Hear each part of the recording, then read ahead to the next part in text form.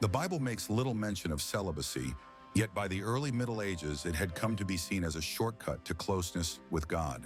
Christianity is often thought to have always upheld family values, isn't it? But a closer look at its history tells a different story. Christianity is often thought to have always upheld family values, isn't it?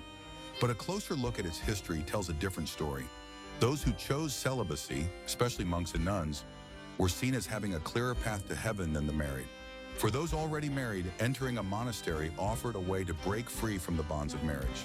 One chilling account comes from John Cassian, a 4th century monastic leader who recorded a striking tale. In his work Institutes of the Christian Life, Cassian recalls the story of Pater Mutheus, known as the Silent Father. Pater Mutheus was a wealthy man who longed for a life of devotion, and he entered the monastery with his 8-year-old son.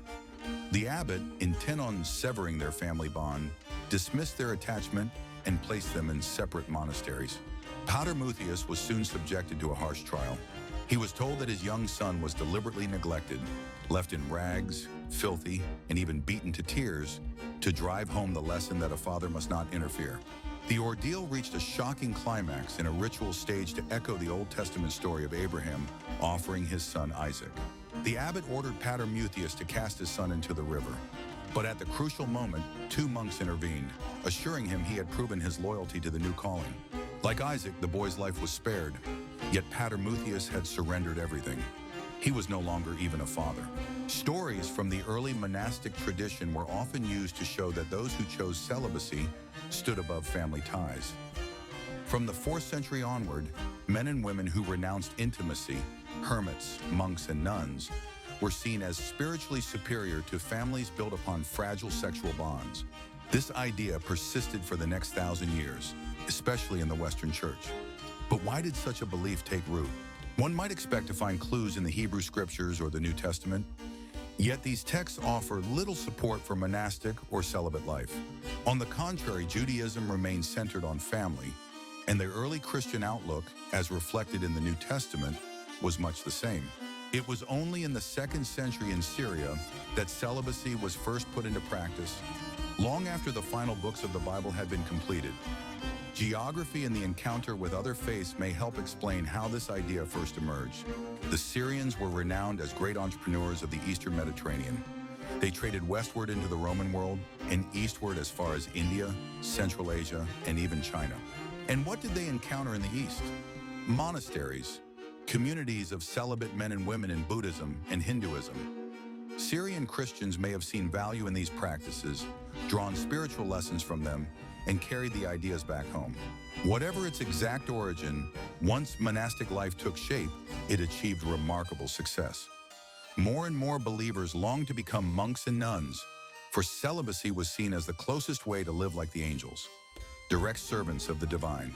Angels were imagined with masculine traits, yet over time were portrayed as less overtly male than the scriptures once suggested. Ancient warnings even advised keeping one's daughters indoors when angels appeared. And if humanity was said to be a little lower than the angels, monks came to see themselves as the closest humans could get. Still male, but no longer bound by maleness. During the 4th and 5th centuries, an unusual dilemma appeared. 2 kinds of men began to see themselves as angel-like: monks and eunuchs. At that time, eunuchs played a central role in society, serving both the emperor and empress, and even commanding armies in Byzantium. In the Byzantine Church, several patriarchs of Constantinople, the highest church leaders, were themselves eunuchs. What made things even stranger was that many monks had also been castrated. For ambitious young men, castration could be a way to climb the ladder under Byzantine rule. Once the church allied with imperial power, monastic life expanded, and celibacy became a distinctive personal option in a society with limited paths. In practice, celibacy was treated as a new kind of martyrdom, offering believers a way to draw nearer to the divine, especially since real martyrdom had disappeared once the Roman Empire replaced persecution with financial support. 2 of the most notable early monastic leaders, Pachomius in Egypt and Martin of Tours in Gaul, had both started life as soldiers. Moving from the all-male world of the army to the all-male setting of the monastery, they used their knowledge of Roman military discipline to shape communities of prayer, battling what they believed to be hostile spiritual forces. Over time, differences began to appear between Eastern and Western forms of monastic life. Benedict of Nursia, circa 480 to circa 547, who founded the most influential Western order in Italy, followed the teachings of John Cassian and condemned Eastern practices, monks living in small groups or wandering without belonging to a community. These forms of celibacy remained common in Eastern Christianity, while in the West, a tightly regulated version of the wandering monk did not reappear until the 13th century, known as the friar or brother. Most importantly, as monasteries grew into the heart of Western Europe's cultural and social life, the Western Church took a step unlike anything else in Christian history. It merged two distinct callings into one: celibacy and the priesthood. This was part of a sweeping reorganization of Western society, led by a series of popes, most notably Gregory VII, 1073 to 1085, who was both a pope and a monk. This movement became known as the Gregorian Reform, or even a revolution. In the beginning, very few monks also served as priests, and most priests were married. But from the 11th century onward, Gregory and other Western church leaders imposed a complete ban on marriage for deacons, priests, and bishops. The reasoning was that sexual relations, even within marriage, produced impurity, which could endanger the sacred mission of clergy presiding over the Mass. This created a sharp divide in Western society: clergy on one side, lay people on the other. As historian Diane Elliott has noted, the outcome was that a group of clergy committed to strict abstinence relied on lay believers to embody family life, a dynamic that continues to influence Catholic perspectives on marriage today. Attitudes shifted again. For in earlier centuries, Christian marriage could even signify a conscious turning away from physical closeness. From the 4th to the 10th centuries, both Eastern and Western Christianity preserved stories of holy couples, husbands and wives who practiced marital celibacy.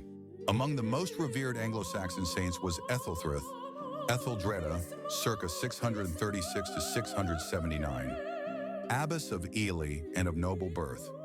Despite entering into 2 royal marriages, she chose to preserve her personal vow of purity and was deeply honored for it. The Gregorian Reform transformed this view. Marriage was no longer simply a context in which children might be born, but was instead redefined entirely by its role in producing and encouraging the maximum number of children. This perspective first took shape in the 11th and 12th centuries. In the 16th century, Martin Luther and his fellow reformers challenged this rigid 2-tier system, rebelling against what they saw as the corruption of the old Western Church. For them, the chief symbol of that corruption was clerical celibacy. Luther declared that clergy were no different from ordinary people, and like everyone else, they should have the right, even the duty, to marry and raise families. He set the example by marrying Katharina von Bora, a former nun, and together they lived a full and contented family life. The intellectual shift sparked by the Lutheran Reformation led to the dissolution of monasteries. Across Protestant Europe, many monasteries lay in ruins, while a few grand churches survived only because Protestants converted them into parish churches. Visitors today can still see this legacy at places like Tewkesbury Abbey in Gloucestershire or Christ Church Priory in Dorset, where the grandeur of the monastic past remains visible. Whether during the Reformation in Europe or throughout the spread of Protestantism, celibacy was not only ranked below marriage, but often condemned as worse, a superstition tied to Catholicism. Clerical families once again became the norm across Protestant Europe, their presence serving as models for households in the wider community.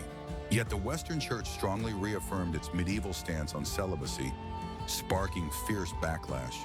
The Council of Trent advanced the Counter-Reformation, Rome's determined response to Protestantism. It pronounced an anathema, the Church's most solemn curse, against anyone claiming that marriage was superior to chastity or celibacy, or that married life was better and happier than remaining unmarried.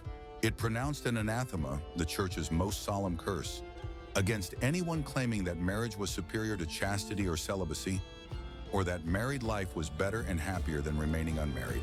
With the rise of the Jesuits under Ignatius of Loyola, new forms of celibate life became available to the faithful. Founded in 1540 as an international order, the Jesuits offered rigorous training for celibate men. In return, They became renowned for providing a broad and first-rate education to the sons of elite lay families. Their female counterpart, the Ursulines, extended similar opportunities to girls. In Catholic-dominated countries, Counter-Reformation ideals flourished for nearly 2 centuries. But in 1789, the French Revolution erupted. The revolution especially targeted clerical celibacy, unleashing an increasingly brutal assault on the authority of the old church. Priests were hunted down, facing execution, imprisonment, or exile. Their only reliable safeguard was to marry. In 1801, Napoleon reached an agreement with Rome, settling the status of the French church. That same year, elements of the old Catholic framework were restored. More than 3,000 clergy, including about 1,000 monks and nearly 300 nuns, sought papal pardon for the sins of the previous decade. In those confusing times, many others likely concealed their actions altogether. Clerical celibacy was restored within the resurgent Catholic Church, but in the 20th century it faced new challenges, as many priests and would-be priests hoped it might become optional. Pope Paul VI, however, reaffirmed its mandatory status in 1967. Many priests resigned from public ministry and chose to marry. In the West, the number of candidates for holy orders began an unstoppable decline. In many parts of Africa, marriage was regarded as essential for everyone, regardless of clerical status. Yet African Catholics simply carried on, respecting priests who valued their spouses and children. Remarkably, priestly vocations in Africa continued to thrive.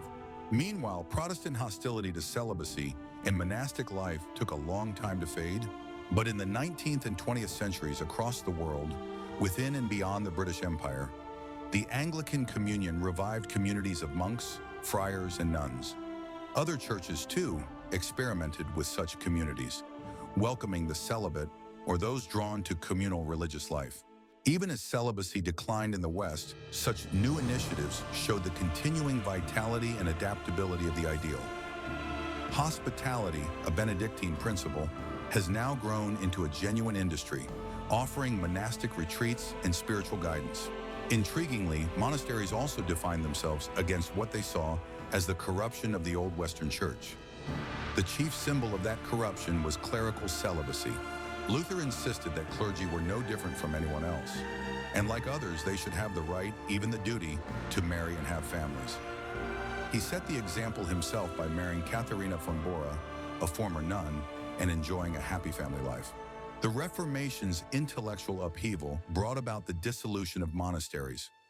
Across Protestant Europe, ruins of monasteries stood as reminders, while some magnificent abbey churches survived only because Protestants turned them into parish churches.